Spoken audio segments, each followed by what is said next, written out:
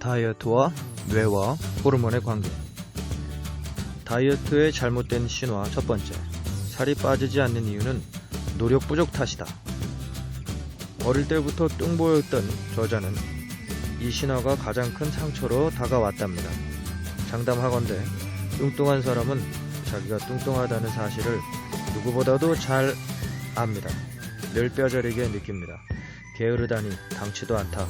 매일매일 깨어있는 내내 음식을 향한 생물학적 욕구와 사투를 벌인 끝에 서서히 의지를 상실할 뿐입니다.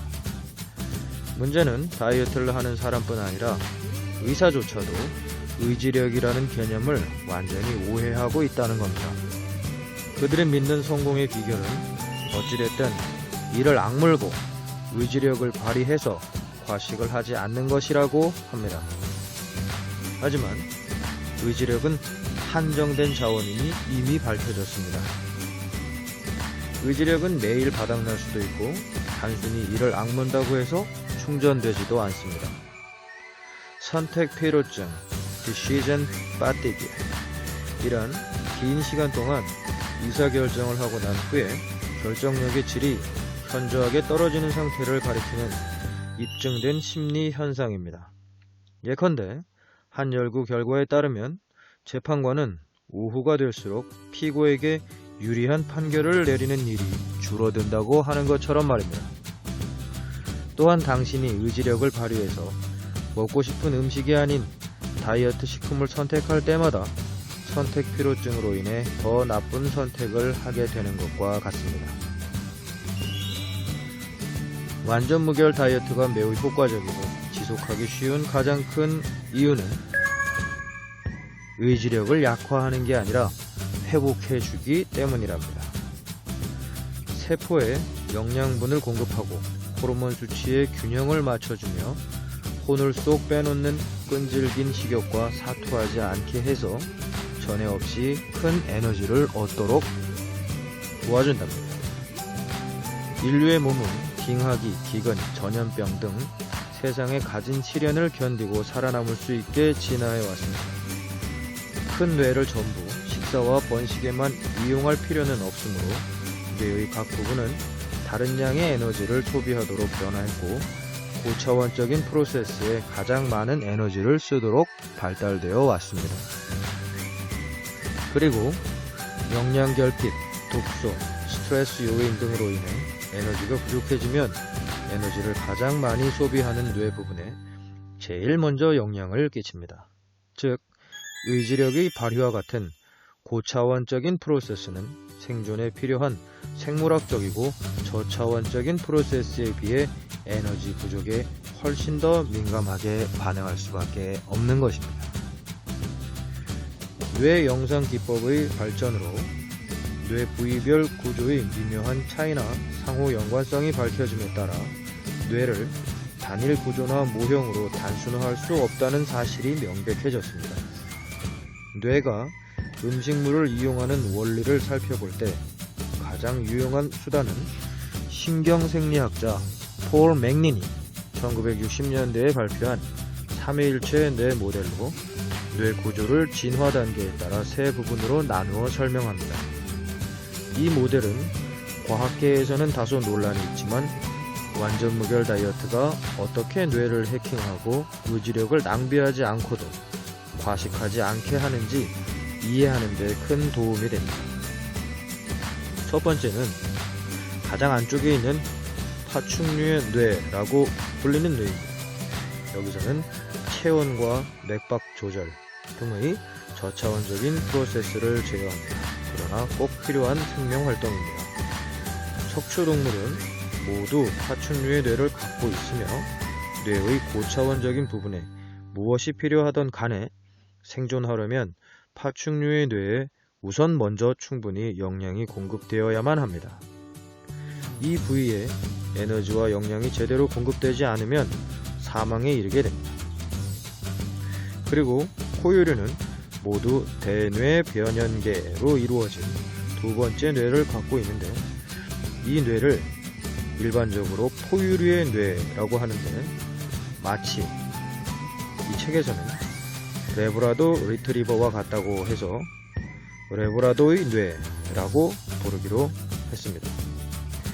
이 부위가 바로 먹이를 찾거나 번식 활동을 하는 등 인류가 생존해 가는데 필요한 본능적인 부분을 담당하게 됩니다. 자, 생명 활동을 조금 넘어서 이제는 본능이라고 하는 부분을 담당하는 것이 레브라도의 뇌라고 불리는 것입니다. 이 뇌는 오직 생존에만 도움이 될 뿐 다음 세 가지 방식으로 의지에 반하는 작용을 하게 됩니다. 의지력이라는 것이 바로 그 세 번째 뇌가 되겠죠. 인간의 뇌라고 불립니다. 첫 번째는 이 두 번째 포유류의 뇌는 쉽게 산만해집니다. 개가 그렇듯이 눈앞에 있는 물체에 집중하기보다는 뒤쫓아갈 막대기가 없는지 늘 주위를 두리번거리게 됩니다.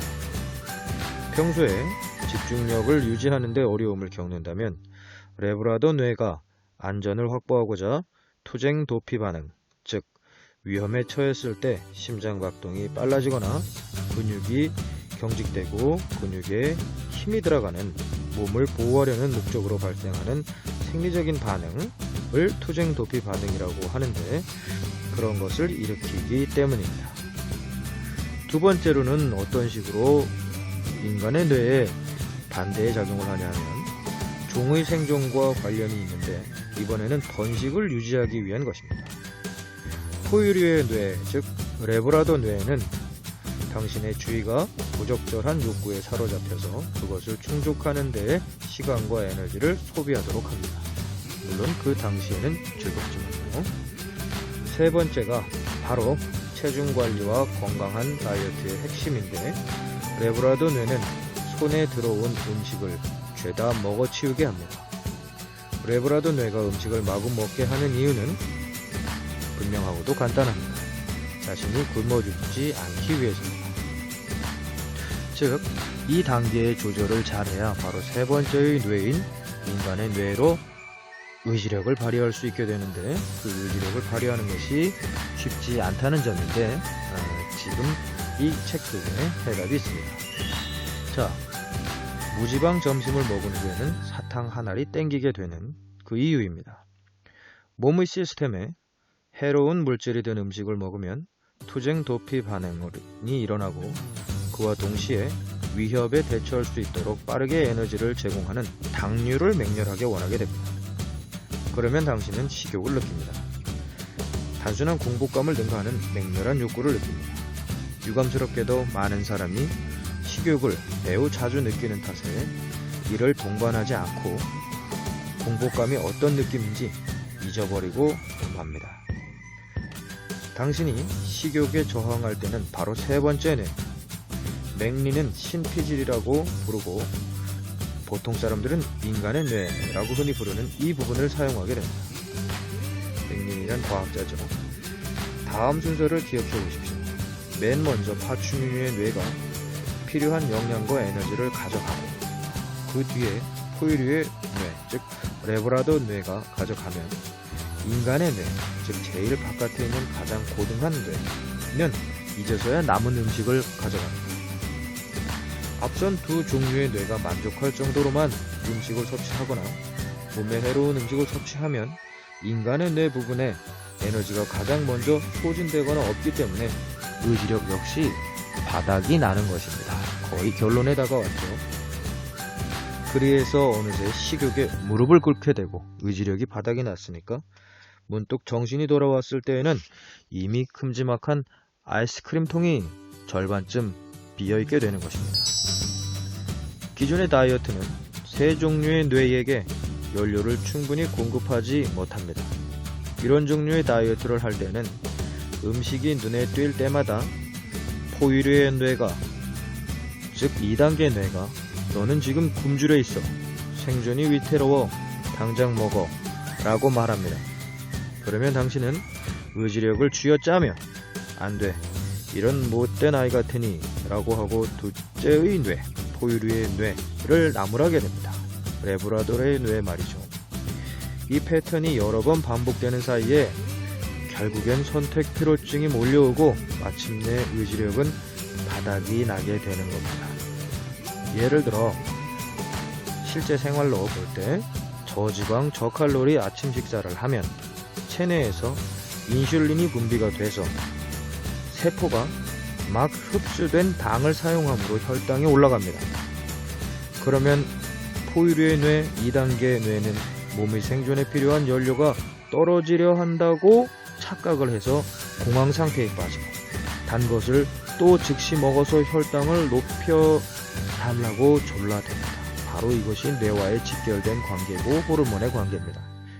하지만 이제 이런 식의 굶어 죽지 않기 위한 생물학적 진화는 아무런 도움도 되지 않습니다. 당신의 몸이 긴급 상태로 인식한 상황은 그저 다이어트일 뿐이다 말입니다. 점심시간이 다가올 무렵에는 이미 의지력이 바닥나서 이성을 잃고 치킨이나 패스트푸드를 해치우고 맙니다. 아니면 무지방 식사를 하지만 배부라던 뇌를 달래주려고 후식으로 바로 사탕을 한 알 먹게 되는 것입니다. 어디서 많이 들어본 얘기지요. 또 한 가지 있을 법한 시나리오는 아침 식사로 독소나 알레르기 반응을 일으키는 등의 부정적인 음식을 잔뜩 섭취하는 것입니다. 알레르기성 식품을 섭취하면 역시 토쟁 도피 반응이 일어나고 배부라던 뇌는 포유류의 뇌, 두 번째의 뇌는 즉시 도망칠 수 있는 여분의 에너지를 얻기 위해 또 당을 요구합니다. 독소가 든 음식을 먹으면 간이 혈당을 이용해서 독소를 산화하므로 뇌가 쓸 수 있는 에너지가 줄어들게 됩니다. 그 결과 또 당이 엄청나게 당기게 됩니다. 음식을 이용해 뇌를 조종하려면 혈당을 떨어뜨리거나 토쟁도피 반응을 일으키는 포유류의 뇌에게 당신이 굶주려 있다고 말해주는 식품이 무엇인지를 파악하는 것이 바로 다이어트와 뇌의 관계입니다. 그러면 그 음식과 호르몬의 간단하고도 구체적인 방법은 그 다음 시간 다이어트의 잘못된 상식 공복을 참으면 살을 뺄 수 있다 편에서 알아보도록 하겠습니다. 오늘은 여기까지만 연구를 해보겠습니다.